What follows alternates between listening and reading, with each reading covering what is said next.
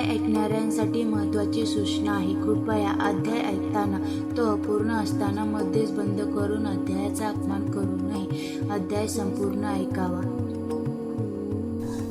अध्याय 48. श्री गुरूंच्या कृपाप्रसादाने उदंड पिकाले. हा अध्याय पठन केल्यास आपणास धनधान्याची समृद्धी येईल व शेती व्यवसायात यश मिळेल. अध्याय 48. श्री गुरूंच्या कृपाप्रसादाने उदंड पिकाले. श्री गणेशाय नमः. सिद्धांनी नामधारकांना श्री गुरूंची आणखी एक लीला सांगितली.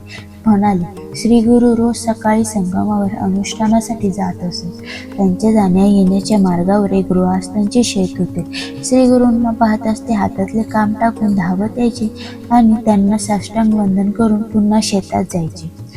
मध्यान्हसमयी ते मठात परतायचे. तेव्हाही त्यांना सन्मुख जाऊन वंदन करायचे. श्री गुरु त्यांच्याशी काहीच बोलत नसत. अशा प्रकारे अनेक दिवस हा नमस्काराचा क्रम चालू होता.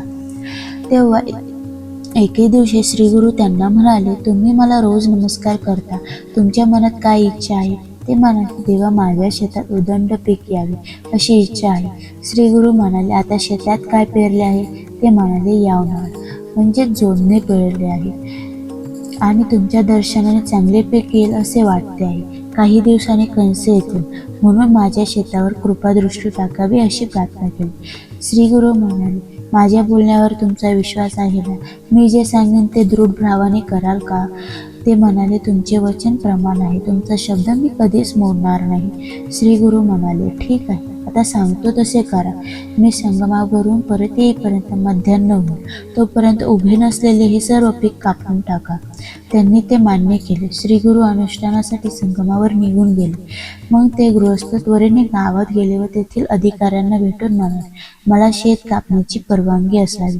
मी शेतसारा म्हणून गत वर्षाप्रमाणे धान्य देईन. तो म्हणाला, अवेळी परवानगी कशी देणार? तुमच्या शेतात वेळेआधी जास्त पीक आले काय? त्या समयी त्यांच्याकडे काय त्याच्याशी वाद घालायचा वेळच नव्हता. त्यांनी गत वर्षापेक्षा दुप्पट सारा भरी जर पीक नाही आले तर साठवणीचे धान्य देईल आणि त्यानेही पूर्तता झाली नाही तर सरकारने माझी गुरे जप्त करावी असे वचनपत्र लिहून दिले आणि परवानगी मिळवली.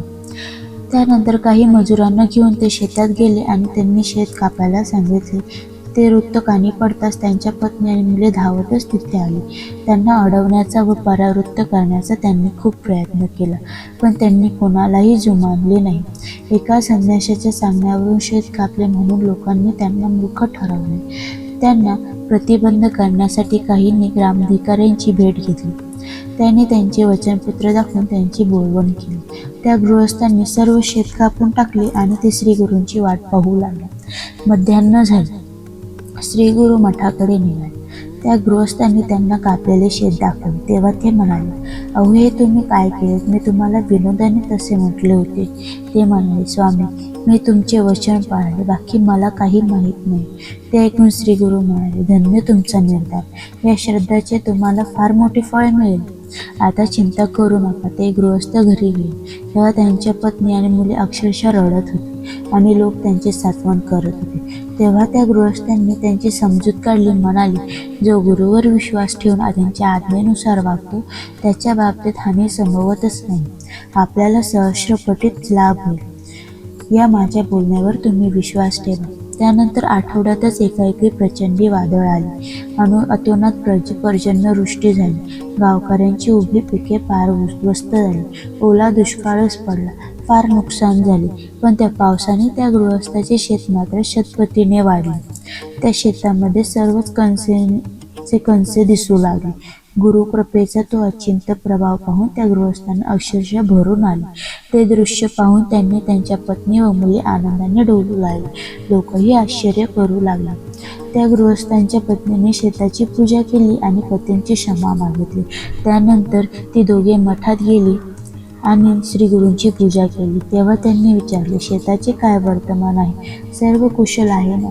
तेव्हा दोघांनीही रडू आले. त्यांनी त्यांचे पाय धरले व म्हणाले, स्वामी, तुम्हीच आमचे कुलदैवत, तुम्हीच आमचे कामधेनू. तुमची कृपा झाली आणि आम्ही भरून पावलो. तेव्हा श्री गुरु व गृहस्थांना म्हणाले, तुम्ही माझे निस्सीम भक्त आहात. तुमच्या घरी लक्ष्मी अखंड वास करेल. त्यानंतर महिन्याभराने कापणी झाली. गत वर्षापेक्षा शतपट उत्पन्न झाले. त्या गृहस्थांनी अधिकाऱ्याला बोलावले व म्हणाले, गावात धान्याचा तुटवडा आहे. मी दुप्पट देईन असे म्हणालो होतो, पण आता अर्धे उत्पन्न देतो. ग्रामाधिकारी म्हणाले, तुम्ही मनाने खूप मोठे आहात, गुरुकृपाईत आहात.